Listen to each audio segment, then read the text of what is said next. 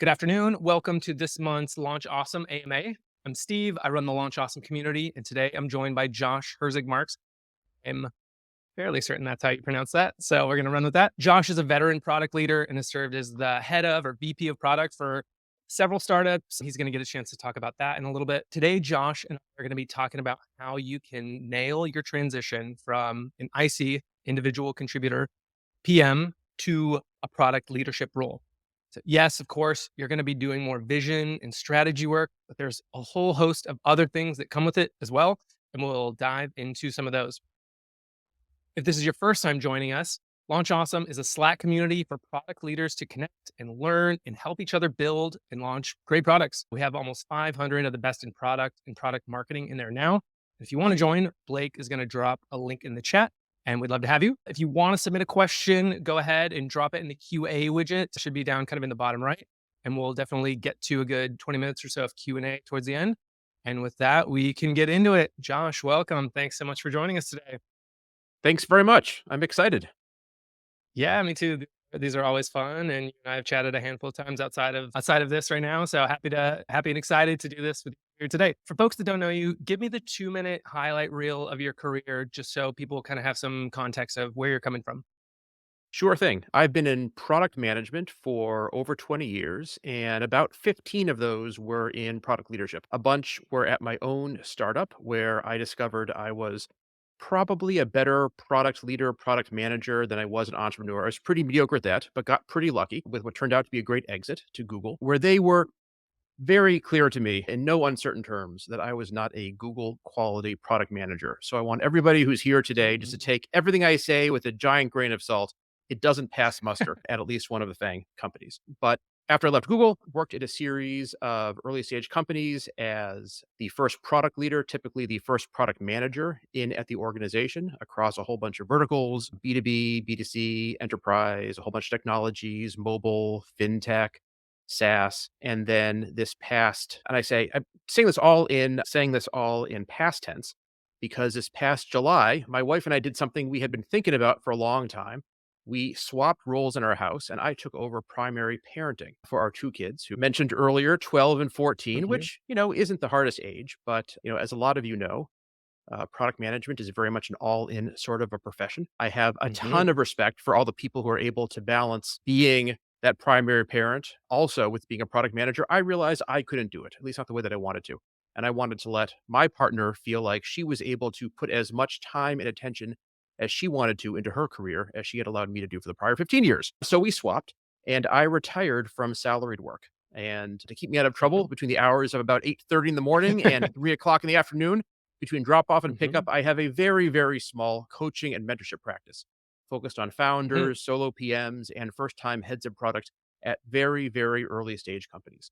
And looking at some of the folks who I see on this list, a whole bunch of names I recognize, people who have a lot of skills I don't have, right? Like being able to be effective in larger organizations. For me, it always felt like, you're at that party where you don't know anybody and you don't like the music and you're standing there, you're like, what do I do with my hands? That's kind of how I feel at later stage companies. And by later stage, I mean, you hit 150 people and I start looking for an exit.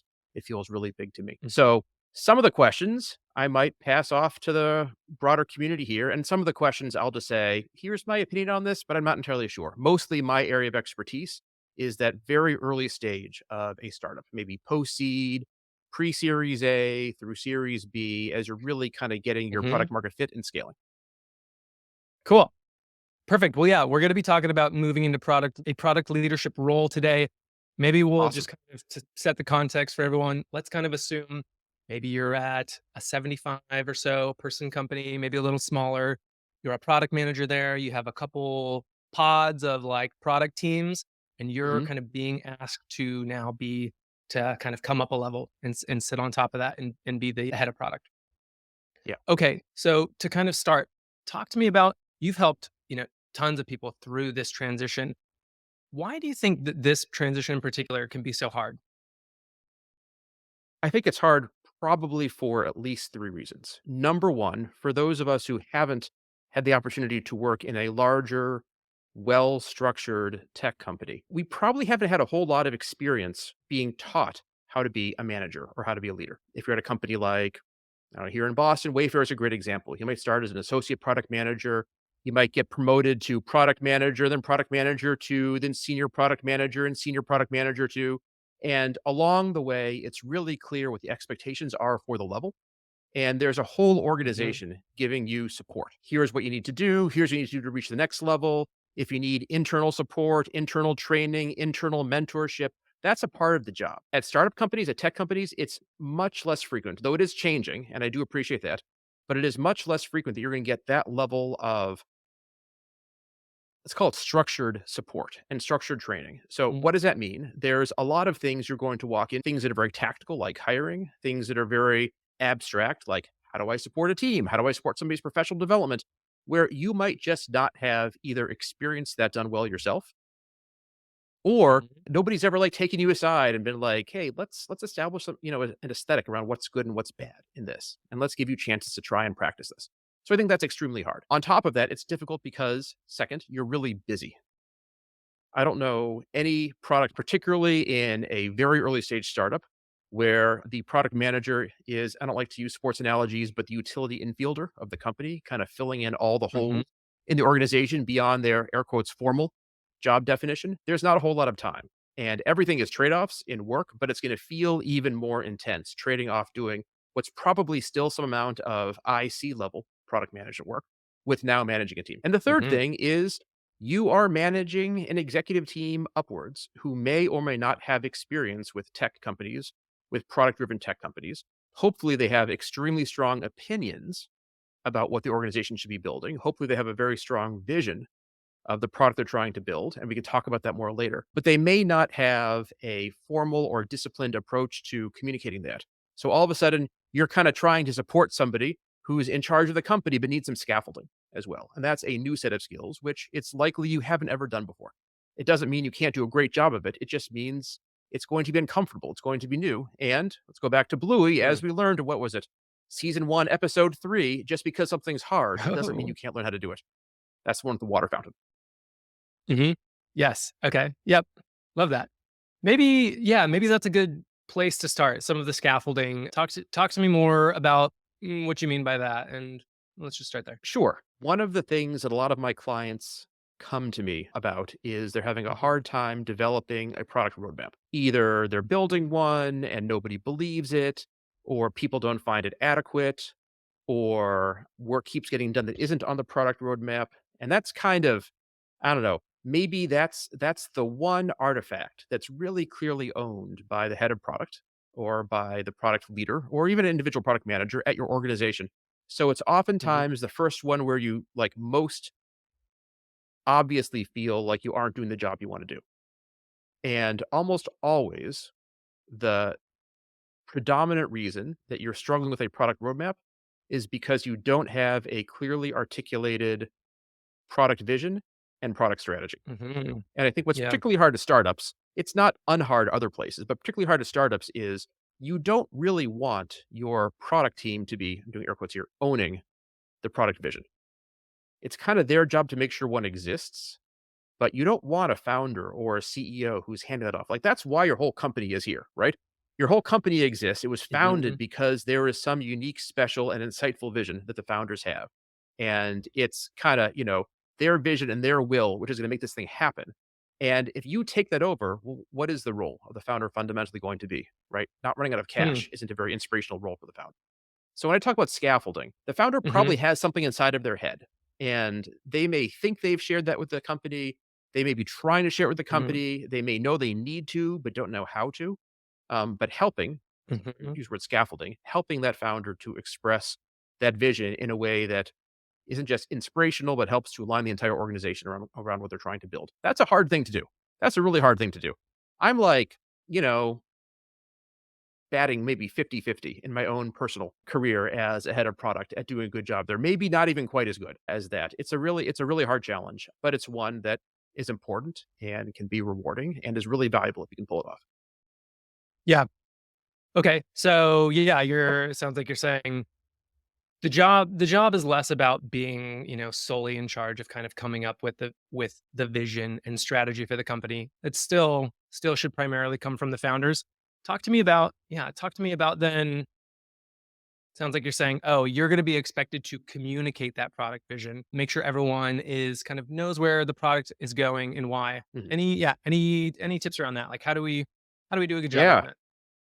Yeah. If I had like a really super clean answer, I'd have one of those best-selling books like Marty Kagan has. So I don't Yeah. have one, and I'm not sure anybody has a really clear Mhm, one. There are some pretty good frameworks, and I'm a big frameworks person, right? mhm. Frameworks Oh, are a yeah, way specific. of like doing all of your thinking now when life feels chill and you can sit back, right? And doing it now instead of future you who's stressed out and is late on some kind of deliverable and has 6 people yelling at them. So I'm a big frameworks Mhm, fan. And I do think it's helpful to have a framework. And there's a number of frameworks for product vision and product strategy. I feel like I'm mhm, kind of constantly editing mine. But part of your job isn't just bring the framework in there. You also have to make this meaningful for your founder, for your CEO. And that's a place where I think some of your product skills of deep empathy come into play.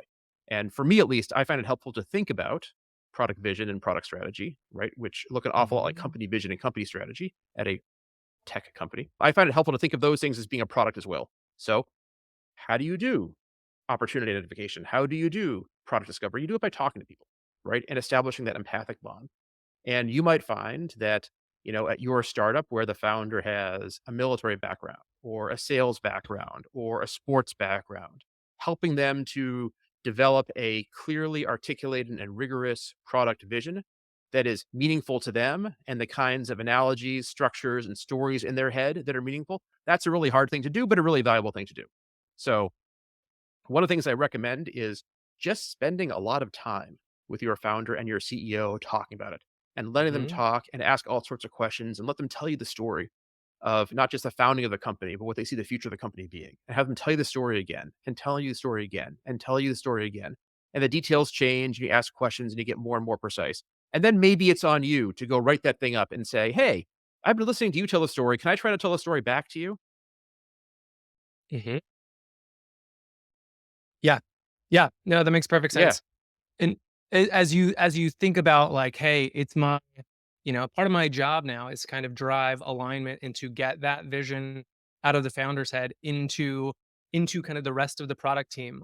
What does what does good look like there? How do you Yeah. know when, yeah, I've done a good job aligning everyone, and maybe what are some signs that, ooh, looks like everyone kind of has a different picture in their head of like what the future of the company, what the future of the product looks like. Yeah, I would say good is a hard standard. I go for useful, right? Useful my standard. Is this Mhm, product vision serving the job? And I would actually say you want to extend it mhm, beyond the product team, even the cross-functional product team. I think ideally this is a vision that is shared across the entire organization, right? Also with sales, also with marketing, also with finance, also with community, right? If I wanted to be a punk, I could put mhm, you on the spot right now and I could say, hey, Steve, what is the product vision and company vision for launch notes, which I won't mhm, do, right? But ideally, the entire organization does. I think there's two things I look for to know if I've done a good job of communicating that vision, right? mhm, One of those things is if the entire company is able to articulate some personal version of that vision. When I say personal version, I don't mhm, mean everybody puts their own gloss on it. I mean, tell it in your own words, right? Like blindly reciting a company product vision doesn't really do anybody any good, but can really pitch me on it, right? And in fact, I've started replacing kind of the classic crossing the chasm vision statement with something more like a positioning statement, right? Which really clearly centers the users and the customers in the larger story and explains what are their alternatives and what's the change we're hoping to affect on the mm, world, on our market, and why should people care. So being able to tell that story, salespeople often do a really, really good job of that. No big surprise, or storytellers. Marketers often do a really, really good job of this same thing. But can your engineering team tell that story? Can your customer right. success team or customer service team tell the story? That's number one. Number two is if it starts to make your call it the core activities of product management, things like prioritizing a backlog. If those things start to get a lot easier, you also know you're doing a good job, right? Because once you have a well articulated product vision and company vision, a lot of those kind of backlog prioritization activities become easy. It's like, oh, obviously, we're not going to do these things. These things don't align with our vision, right? You're going to chop off Mhm, 3/4 of your backlog, right? 90% of customer requests, you'd be like, this is a good request for a different company. When you start to have those kind of things, you're like, oh, yeah, this is really working now. When your non product people start calling you on it, right? When as a product manager, you write a user story, you Mm, put an epic in place, you yep. ask someone to like size something, you're going through a breakdown process, whatever the work is you're doing as a team. And your engineers start to say something along the lines of, does that really align with their vision? That doesn't feel quite right to me. Then you know it's Right. working, right? Because visions aren't things you put up on the wall. Visions are working documents, right? They're things that you actually use to do the work of building a product. That was a lot Yep. of Josh talking. Love that. No, that's what we're here for. That's what everyone signed up for. Any tips on or hard and fast rules on like what is a good cadence? Like what are the right mediums for commute like for kind of constantly beating that drum of here's the vision, here's where we're going?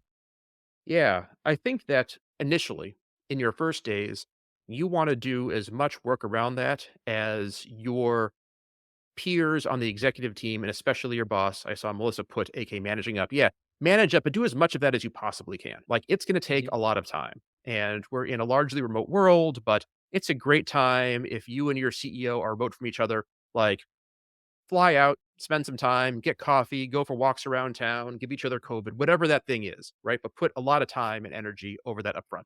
If you can bring the entire leadership team in, or if it's an early enough stage company, the entire company in to go through some vision development exercises, that's a great thing too. You're not going to spend too much time then. I think for me, the question is what's the right cadence for doing this kind of work after you feel like it's been decently well established? I like setting things quarterly because that's quick enough for a couple of reasons, right? Number one, it's fast enough that you're not going to miss out. It's a natural cadence that aligns with a lot of the other parts of the organization, like the go-to-market part of the organization. The fact Mhm. that you're doing it doesn't imply things are going poorly, right? You don't want to be like, "Oh yeah, our vision has failed. That's why we're having a meeting when we haven't had one about it in 9 months or 10 months or 11 months," right? So there's not the assumption of failure, there's the assumption of success. But most importantly for me, talking about product vision, not to mention talking about product strategy and talking about product roadmap, these are organizational skills and you need to practice them, right? And by organizational skills, I mean you should not expect to be good at them in the beginning as an organization, right? Most things we do as organizations, OKRs are organizational skills.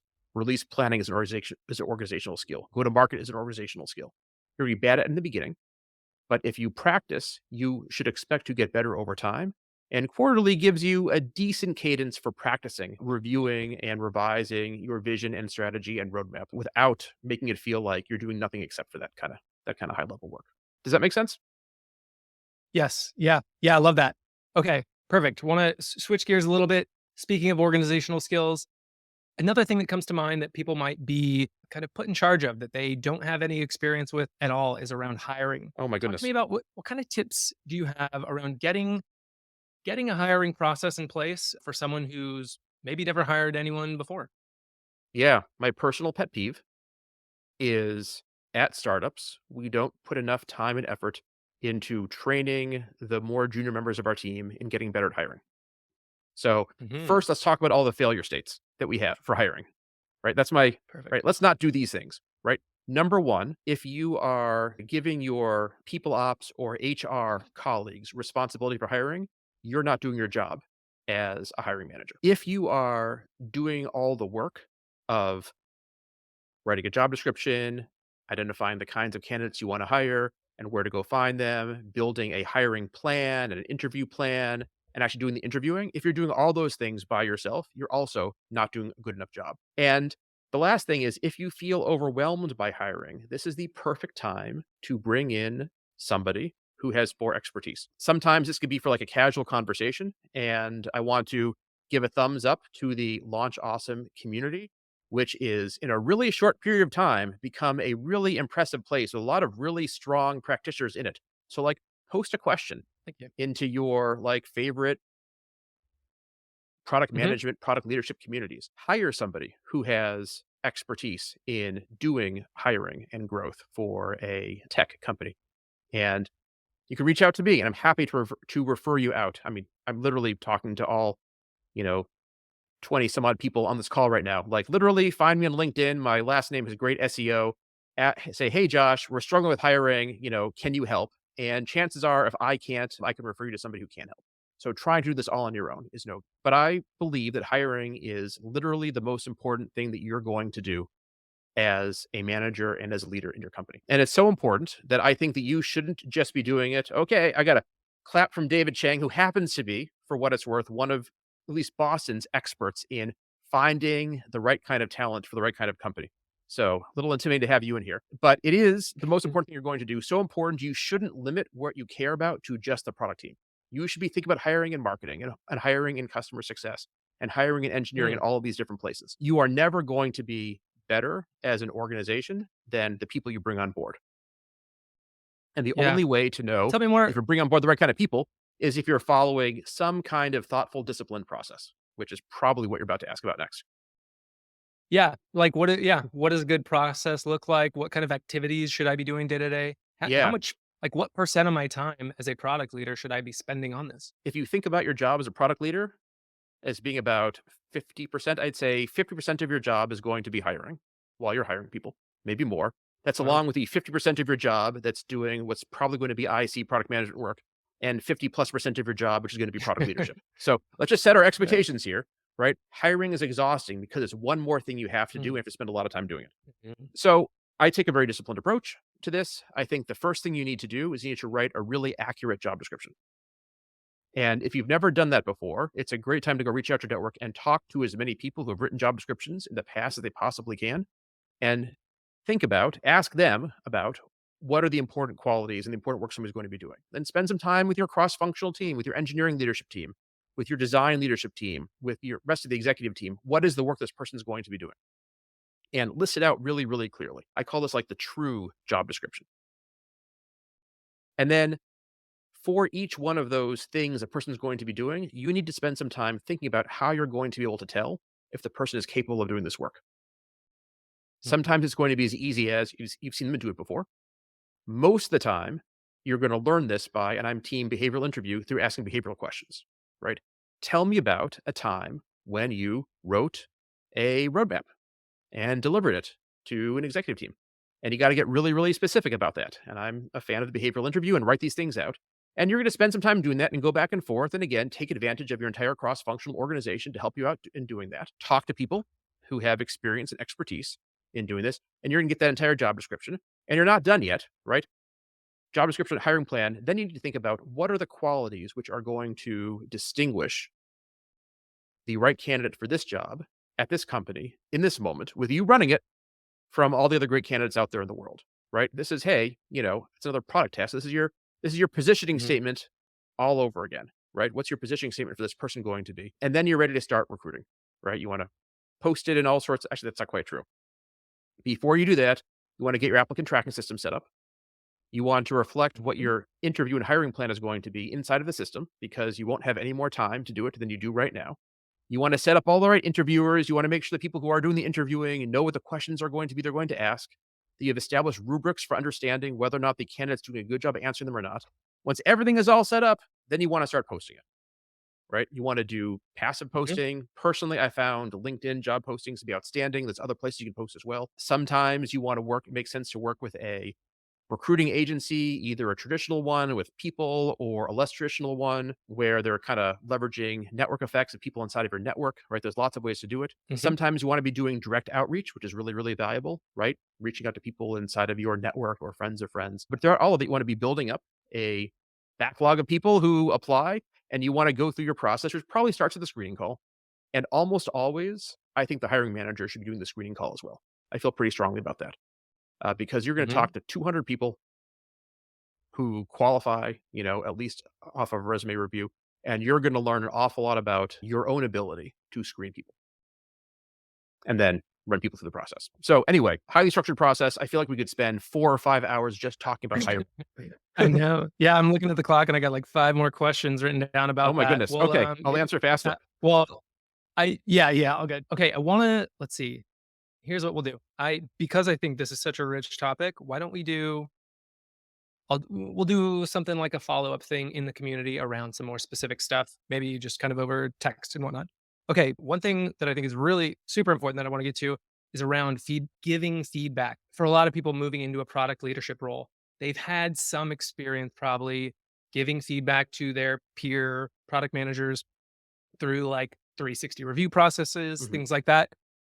Moving into a leadership role, now you have a much greater responsibility to give feedback and to help people guide their careers. Talk to me about this.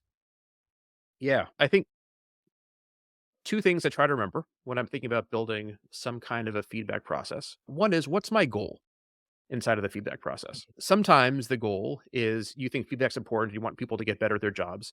That's a good reason for feedback, right? Sometimes the goal is you know that your best team members are only going to stick around if they feel like they have a real growth path. So that's a really Mhm. important aspect of well. Sometimes it's because the company needs you to be giving feedback and to be ranking people for the purposes of pay raises, promotions, retention, sadly, layoffs as well. So there's a lot of things. And be clear with yourself about why you're building a process and why you're building a system for giving feedback, because Mhm. you basically want to make sure you're doing the things which are meaningful, and you have a lot of stuff on your plate, right? You can skip the things which aren't meaningful. So if pay raises aren't part of it, right, and layoffs aren't part of it, then don't worry about the stack ranking parts of it. That's number one. Number two is that when you talk about feedback, we often think about review cycles, whether annual or biannual review cycles, but really feedback generally sits within a continuum of everything from continual feedback. That's Mhm. stuff like, you know, you're working on a user story together, right? Or some of your team is providing pitching to management, or they come to the question, right? That's feedback, right? To more regular scheduled one-on-ones, right, which is part of your feedback. You should have goals, objectives for that. To things that happen at the team level, all the way up to whatever long review cycle is. So if you're only doing one of those parts, you're not doing enough as a manager. And I have a framework that I share with some of my clients. It kind of lays all these things out: performance and feedback that happens at an individual level, and performance and feedback that happens at a team and organizational level. And you want to make sure you're at least thinking about all these sorts of things. Yeah. The other half of it is you don't need to do all the work yourself, right? So my Mm. early Yeah, that's a really good comment point. about how we don't spend enough time training people to become managers and to step up as leaders. What I said to my teams when I was in this role was, I expect you to be a leader inside of our company, right? You, junior PM, right? Who has only been a product manager for 3 months, right? You, senior PM, who's been doing it for a few years, right? I expect all of you to be leaders inside of the company, which in part means I'm going to be looking to you to help me figure out how to do things. What's a good structure for a one on one process? How often should we Mhm. do it? What should we cover? That doesn't all have to be sitting on you as the first time product leader, right? You can share some of the love and push that out to the rest of your team and be like, hey, Steve, I want to make our one on ones more meaningful. Would you do me a favor? Would you put some thought, and if you need to, research into what a regular cadence and schedule of one on ones should be and what we should be covering? Steve, maybe you've never thought about this before, right? Or maybe you've thought about it a Mhm. ton because you've never really liked what they are, but now I'm forcing you to do some of the thinking that I need to do. I'm a very, very lazy manager and very, very lazy leader, right? Which is great because sharing the responsibility means a chance for you to get better and you to train, right? I could ask you to help me with my performance review cycle. What are the dimensions we should be following? I think the same Mm. thing also Mhm. works really well when you're thinking of what a career ladder looks like, which is another important part of the review process. What are the expectations at this level? What are the expectations at the next level? And whether it's as Yes. formal as asking you to help me develop a career ladder, and maybe you go off and you do some research Mhm. and read some articles, you do a draft and we review it and I coach you on it in the same way that I might if I was coaching you on any other part of your job, because this is part of your job now. But something even less formal where you say, hey, Josh, I kind of want to get a promotion. What does it mean to get to senior product manager from product manager? I'm like, I'm so glad you asked. Here's what I'd like you to do: go put Mhm. together your promotion portfolio, right? The things that you're going to take to me in 6 months or 9 months or 12 months or whenever. We were saying, hey, Josh, I think I'm ready for this next level of my career. What do you think? And just fill that thing out for me, right? And if all you have is the headers in each one of the pages, attended product school, check. Presented to the board of directors, check. Went on 16 different sales calls, check. Whatever those things are, if you've done them, great. Fill in the blanks. If you haven't done them, we'll leave them, and that becomes the framework for the future. But either way, again, the trick is you want to shift some of that responsibility onto the rest of your team, both because you can't do it all yourself and because that's how they learn. That's how everybody learns. Mhm. Yeah, I love that, a more kind of collaborative approach to just finding better ways to work together. Around career ladders, do you find that kind of at that level, the 75 people level, are you encouraging people to put some more formal language around what that looks like? Or yeah, I feel like there's another question in here around like, what is the difference between a head of product, a VP of product, a CPO, like at this level, do you encourage Yeah. people to kind of have that level of granularity of roles and document that in some kind of career ladder? Like how do you think about that? There's 2 places that I think it's really important to have a career ladder. There's 2 kinda 2 test moments. One is if you're at a company that is able to pay people more money if they get a promotion, which isn't always the case, right? You can imagine a post-seed startup managing cash really, really quickly, right? If you promote Steve from associate product manager to product manager, right? Do we have the budget to pay Steve more money? And you should figure that thing out before you put somebody in a path to getting promoted. Mhm, That's number 1. Number 2 is if you have the organizational space to promote more than just one person, right? If, one person comes to me and says, I feel like I'm kind of stuck here in my career. I want to make sure I leave here with at least one promotion. I think it'll be important for me for my next job. Totally reasonable thing. You can do a one-off plan. But if you're an organization where everybody's been in the seat for long enough, where you want to make sure that people continue to be promoted and you're starting to think about building a larger organization, right? Maybe you're going, you've hit the 5 or 6 product manager mark underneath you. You're going to need to start structuring your org a little bit better. Maybe a couple of directors in there to handle day to day people management. There's a lot of possibilities. That's the second time when you want to mhm, start doing it. You got a lot of stuff on your plate, right? And I'm not going to be the person who says, here's 18 things you need to do, including building a career ladder for a very early stage company where there's only 1 or 2 or 3 product managers inside. mhm. Yeah, nope, that makes sense. Yeah, Personally, I put you it off brought as up an long as interesting. possible. Yeah. Okay, love that. Yeah, you said something that kind of, yeah, leading me to think about this idea around helping inform how the organization is structured and how it grows. It's likely that this is this structure, this like hiring plan, what fell kind of squarely on the founders up until now. How do you how do you kind of go about getting more involved in that process and helping the founders think about where you should think about hiring and how you divide up teams? Yeah. I mean, I think org design is the most powerful tool that you have in a company, certainly in the companies, that I have experience with, early stage companies, for making sure that you align against a strategy, right? Another way of saying it is your company that does OKRs, you have an objective tied to something. If you have a team who owns that objective, you're going to probably make progress. If you have some poor, lonely orphan Mhm, objective, which nobody owns, mhm, or worse yet, gets stuck onto some other team, nothing's going to happen with it. So a lot of time is spent in like the, lowercase p product world, product and engineering and design, all those things, thinking through like what teams look like, mhm, aligned, accountable, cross-functional teams, right? Marty Kagan, Silicon Valley product group teams are, I think, the way that most people think of as being best practices for teams right now. mhm, And that's a really good way to think about what your growth plans are. Okay. Do you need to do 3 things with your product this year?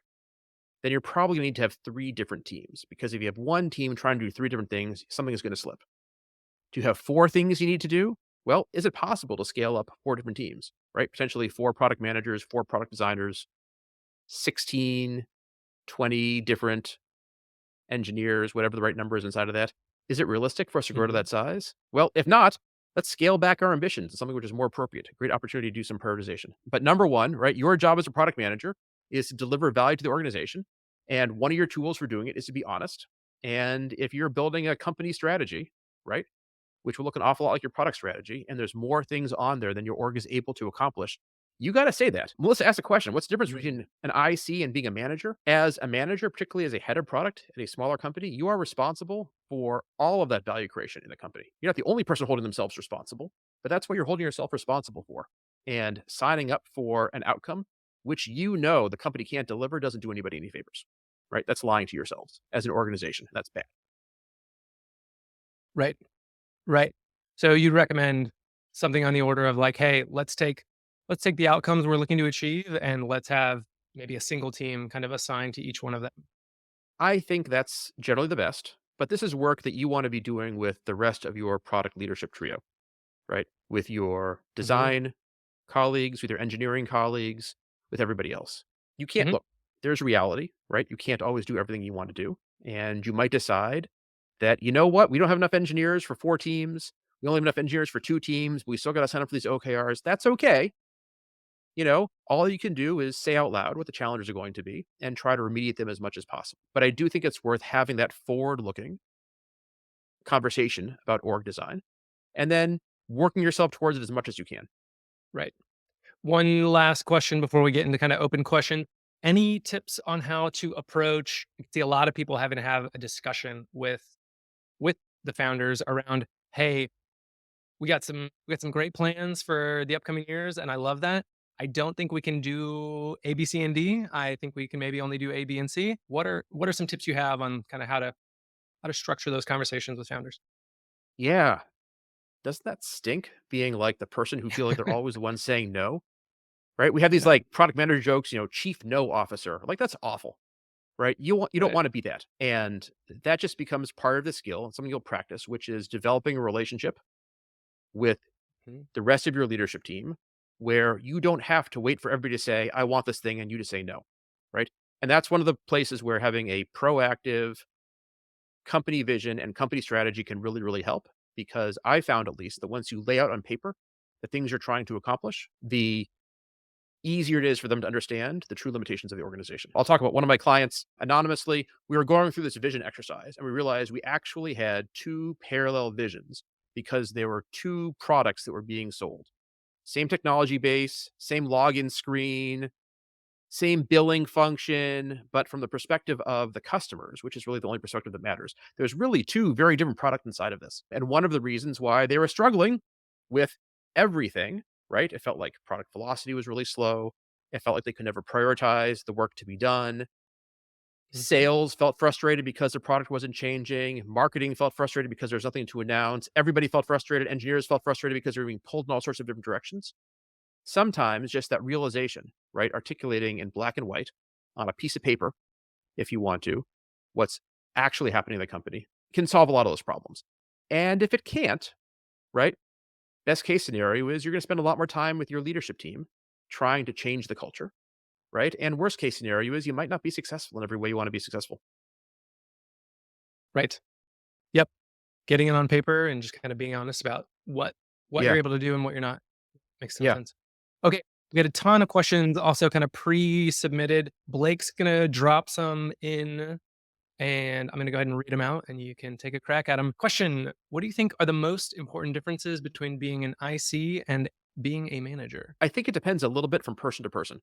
But if you're an IC, you are at a minimum responsible for the product and for product outcomes, which in a tech company is the same as company outcomes. If you're a manager, you are still responsible for product outcomes, but you're also responsible for people outcomes. I think being a manager is an Hmm. incredible responsibility, and successful managers take that responsibility for the people who work for them very, very seriously.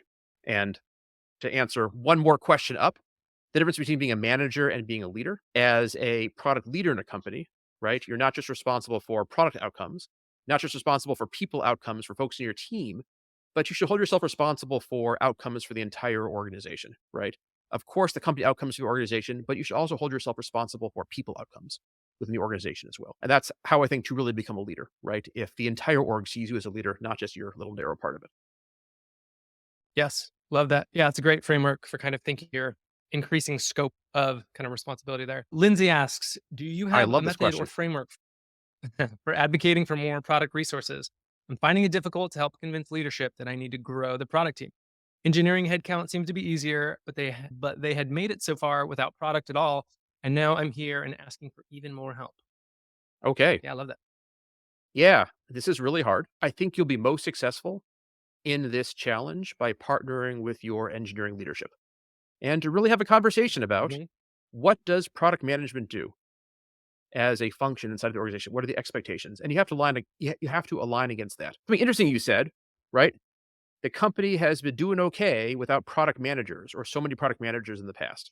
It doesn't mean that there no product management is happening. It just means there might be no product managers. Yes. And lots of successful technology companies, right? Apple's a great example, don't have a lot of product managers, right? And the work of product management falls onto engineers. And from a purely personal perspective, I think that's great, right? As long as all the work of product management happens. John Cutler has a really nice framework where he lays out like 9 different models for He takes, here's all the work the tech company does, everything from identifying opportunities to like bringing the product live into the market and all the intermediate steps, Hmm. and kind of has you map yourself, like what your organization looks like. Sometimes it helps to map your organization, like what does it look like today and what do we want it to look like. But fundamentally, you're going to have your success by partnering with your engineering leadership. So when the engineering leader says, yeah, we actually need a product manager for every one of our teams because we can't do the things that we need to do now without that person. We can't identify opportunities. We can't design excellent work. We can't talk to enough customers. Hmm. Yep. Yeah, I love that. Yeah. I mean, partnering with engineering seems like a great way to do that. The bulk of the product management that is getting done, that's not done by product managers, tends to kind of get done by them. So, kind of partnering with them to bring to leadership, like, here's the ways things are kind of falling through the cracks, and like engineering doesn't really have the capacity to help kind of pick these up anymore. I think can be a great way to do that. Cool. Okay, next question. How to strive for growth and promotion as a product manager? So, number one, to strive for promotion as a product manager, you need to make sure you're working in an organization that promotes people, Mm, which mhm. is a How do you weird thing to say. But mhm, if people aren't getting promoted in your organization, you're probably not going to get promoted either. And yeah, I don't know what your organization is. I'm super curious. You could give more details or not, or hit me up on the, launch notes, launch awesome Slack. But lots and lots of companies don't promote product managers, either because the company's not growing enough, or it doesn't have enough money, or product management is a new function, or doesn't understand what product management is all about, or doesn't consider it a legitimate career path. But number one, make sure you're a place where people actually are getting promoted. Number two, right? Find out how people get promoted, right? Is there actually a career ladder and a process? Is there a cycle by which this happens? And I know that sounds really obvious, but you would be shocked at the number of times where people are like, I want to get a promotion. I'm like, well, when do people get promoted? They're like, I'm not sure. Right, go find that out. Is there a promotion committee, right? Is there a form that has to get filled out? Is it dependent on yeah. something like there being budget available? Is there a time and seat requirement? And then, of course, is there a career ladder? And then you want to start having this conversation early with your boss and your manager. If promotion is important to you, then you want to do that. I'll tell you, I don't like saying this out loud, but the number one tool most product managers I've seen have for getting themselves promoted is to take a job at a promoted level, right? You want to go from senior Mm, PM to group PM, then you're going to go get yourself hired as a group PM. mhm, mhm. That's been historically the Yep. tool that I see most of the time because most companies are actually bad at promoting. If your company's bad at promoting, you have to have a backup plan. Interesting. Yeah. You had said make sure it's a place that people actually get promoted. I mean, is that as simple as kind of asking these questions kind of before, during the hiring process while you're evaluating which companies you want to work for? Sure, you should absolutely do that.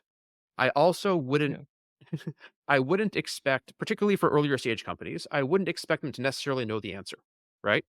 If you're like me and you're coming in, first product person into a 5-person startup, right? They don't have the answer yet, right? You got to know what you're getting yourself Mhm. into. And part of that is betting on Right. yourself and building the situation, right? But yes, if it's a later stage company, you can do that. Maybe they'll have the skills to answer that, and maybe they won't. So there's only so much you can do. Yeah. Sometimes you're going Can to be find difficult. yourself at a Yeah. place that is not the perfect job for you. That's okay. Right. Makes sense. Okay, what's your tip on how to get out of the "I've got to solve this problem by myself" trap as you're Yeah, kind of learning to delegate? you got to practice this, right? This is a skill, Mhm. right? And again, Yes. skill means you're probably bad at it today, but if you work hard in a thoughtful, planful, practicing way, you can get better at it. And you need to know for yourself what is going to help you the most get better at this, right? And for some people, it's just, you know, saying it out loud to them before they go to bed, right? Or reading a book about it, right? That's all that some people need. A little bit of insight is all they require. Some people need a coach, right? And that coach doesn't have to be a manager or somebody you're spending money on. Maybe somebody in your team, maybe someone who reports to you. You can be like, I'm trying to get better at avoiding the I need to solve this by myself problem, right? Anytime you see me doing this, will you just remind me? People love helping out in that way. Sometimes you need Mhm. some external support as well. But whatever it is, you should just expect this to be something hard. And you shouldn't expect there to be like one simple trick for doing it, right? You should expect this to be, if it's important to you and difficult, which it probably is if you're asking the question, that's going to require practice. I'm a big fan of practice. Yes. Yeah. Yeah, I think it's called heroing. It's like one of the primary failure modes of new managers is they fall Yeah. back to into the trap of it's easy to just think, I know how to do this. I've done this 100 times. Let me just get it done. And I think it really requires a mindset shift to my success is the success of my team. And if you Yeah. can't learn how to kind of rely on, those people and learn how to delegate, you're kind of kneecapping yourself a little bit. Okay. Sasha asks, as you get higher up and begin to share responsibility with other departments to execute projects like marketing ops, how do you keep management ownership clear when you start working cross functionally? This is a super interesting question. And there are people who write books about this very question. But the thing I would start with is what problem are you trying to solve? So, implicit in the question, right? This is a great five whys thing, right? Implicit in the question is the idea that having unclear ownership is going to be a problem. Mhm. And maybe it is. And it sounds like it probably is going to be a problem. But like, let's figure out like exactly where does it break down? Is it because you can't define what finished looks like? Is it because handoffs are going poorly? You're doing some work and handing off to somebody else, and they don't think the work that you're doing is adequate or what you committed or set down to? Is it because the project you started doesn't work out right? Is it because you have interpersonal issue and you're fighting with somebody about it, or people are getting yelled at, or some other kind of bad situation? So I think number one, start with like, what's the problem you're trying to solve? And really, really dig into that. Cross functional dependencies are really tough. There is no Mhm. great solution to them. There are bad solutions, right? Don't do the bad solutions. There are good enough solutions. Try to do those, but we shouldn't pretend they're great solutions. And mostly, I think the highest performing organizations try to eliminate those cross functional dependencies as much as they possibly can. That's the basis of a cross functional product team, right? Is saying that we can either put a lot of process and a lot of complexity in place to manage across teams. That's why you have a back end team and a front end team and a mobile team and a data team. And we're going to do kind of complicated project management, Gantt chart management across that, handle dependencies, or Mhm. we'll put all the people who need to do something onto one team. And I've even seen this work bring it beyond the traditional product Mm. triangle. In my last and perhaps final job of my life, we actually brought user marketing onto one of our teams because we realized a lot of the work that we were doing was tied into user marketing work. And it made sense to bring everybody into a single team, right? Single objective, single opportunity to set goals, build a roadmap. User marketing was part of that. Mm. Don't need to work across purposes Mhm. anymore.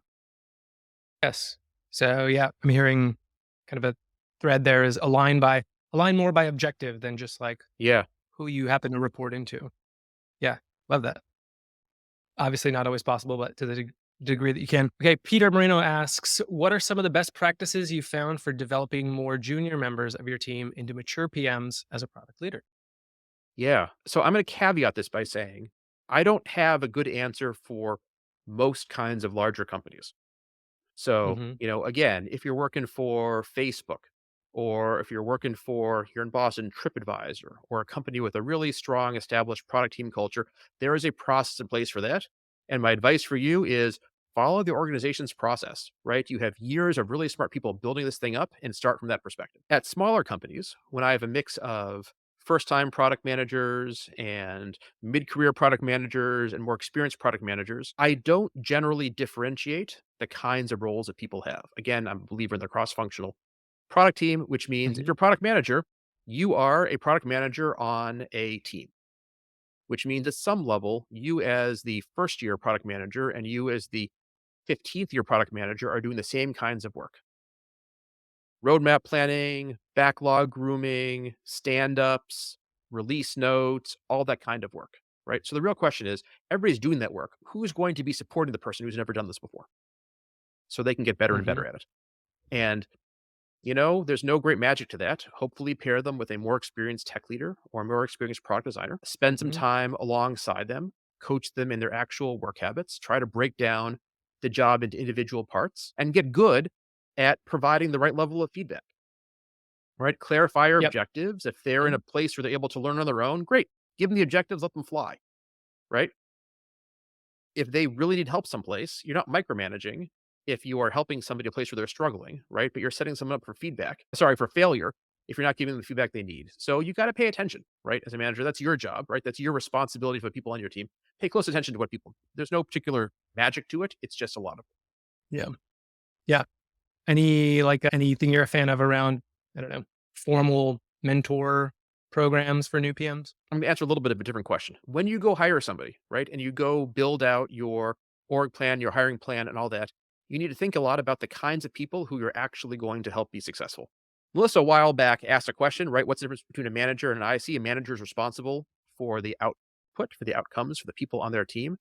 And if you're hiring people who you don't have the capacity to support, then Hmm. you're doing a bad job. You're setting somebody up for failure, and you should feel bad about that. Hmm. So, Yep. mentorship programs are great, but again, who's the person you're bringing on board? What do they need? Is a informal mentorship support system going to be adequate? And who's going to be the person who does that? And do they have the capacity to do that? Will a formal mentorship program be more helpful? Do you need to go hire somebody externally to coach them? You send them to Reforge is a very popular thing a lot of companies have started doing, right? Is that going to Hmm. be adequate for preparing them?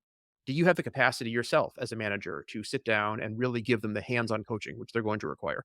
And if the answer is no, again, say that out loud. Don't lie to yourselves. It just means you're not hiring a product manager with 6 months of experience. They're going to fail. You need to hire somebody who's actually going to be able to be successful. Again, back to the most Right. important thing you do is hire. Yes. Yes. Okay. Love that. Alrighty. Well, I think that's all we got time for today. So just want to say big thanks to Josh for your time and thanks to everyone that joined for coming out and sharing questions. As a reminder, these events are put on by the Launch Awesome community. Blake's going to drop another link in the chat right now. So you can go ahead and join if you're interested in doing that. We'd love to see you. Josh, thanks again for being here. Where can folks find you and connect? I was blessed with amazing SEO on my last name. Thank you, hippie parents who hyphenated. So you can Google me, Josh Herzig Marks. I'm easy to Mhm. find. You should look for me on Launch Awesome. Folks who are already inside of there. If there's things Yes. where I was too general, you have more specifics, DM me, or better yet, ask in one of the big channels, and you get the benefit of not just my very limited wisdom, but also hundreds of other product leaders. And what I really hope to do Yes. is see some of the folks here answering questions also, which is maybe one of the best ways you can possibly learn. So find me in Launch Awesome, find me online. I really hope to, the folks who I didn't know prior to this, I really hope to see you and to talk with you soon. Yes. Send me your Venmo handle and I'll shoot you $20 for plugging Launch Awesome for me. Appreciate that. Hardest working Well, community manager in the business. that's